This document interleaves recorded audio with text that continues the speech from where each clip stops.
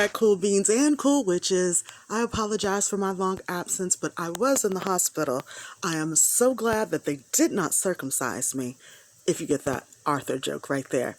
But I'm back, and we are back in the Heffernan's household. Most importantly, my favorite room of any house, whether it's just looking at real estate, cartoons, or sitcoms, the kitchen. A lot of great stuff happened in this kitchen, and now with streaming services and all the uploads on YouTube, we can also see some of the things that were going on with the kitchen set that we didn't get to see when it was on television and those quick watches that we never could rewind. King of Queens does a great job of moving us around the set, and sometimes in order to do so, they have to put the camera in some tricky spots, or, if you can see in that shot, they have to actually move the cabinets. I never noticed this, but when they pull back, you can see the cabinets swing back in from the close-up shot when they moved the camera. And this great scene when the Heffernans have gotten someone else's pictures and Doug wants Carrie to do some sexy kitchen cooking, we can see that when she's doing this scene, they swing this cabinet out so that they can do the next scene, which is a close-up of Doug and Carrie more in front of the stove, but they need to get Doug's body and reactions in the shot. So they're moving that cabinet out of the way so they can swing the cameras around. As you can see, they're swinging, and then they can get Carrie on one side and then Doug on the other.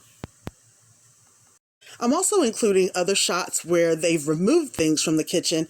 In this scene where Doug and Arthur are playing chess, you can see that where the stove and that counter would normally be, they've actually moved it because they've brought the camera fully into the kitchen so that they can get reactions from both sides, from Doug's face and Arthur.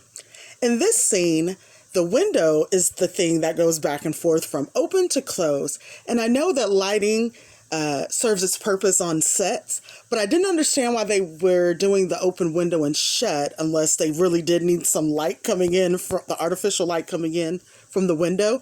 But throughout this scene, the window goes from open with clips, industrial clips, to shut. And right here was just a scene where you can see that the blue cabinet was completely taken off and they were focused and pulled into the scene because normally we wouldn't be able to see the window or the curtains.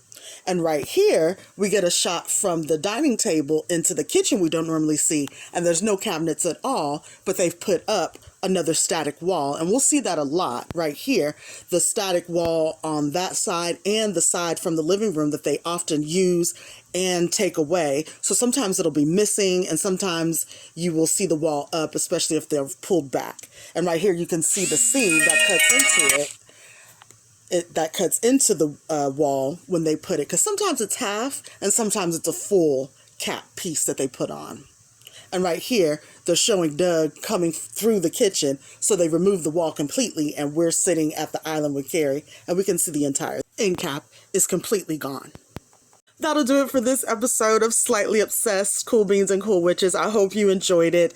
I apologize for it taking so long. I had all this in the drafts, ready to edit before I went to the hospital, didn't get to it, but we are back on track and feeling better, and we're back binging. I even got to binge a little bit in the hospital, which kept it on my mind. So let me know in the comments your favorite scene in the kitchen, and remember, the phone rang!